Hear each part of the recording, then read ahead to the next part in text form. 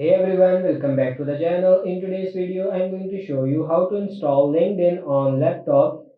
So first of all, what you have to do is you just have to open your Microsoft Edge browser, and then in the search bar, you have to go for your LinkedIn profile. So search for linkedin.com. Now as you can see, this is our LinkedIn homepage. Now click on your name and your profile, and as you can see, this is our profile. Click on these three dots in the top right corner and then tap on this apps and go to this install this site, and now you can see this LinkedIn, and you can edit your name here. You can, after editing your name, you just have to click on this install, and now as you can see app install, you have to set up and allow, and you have to check these boxes and tap on this allow.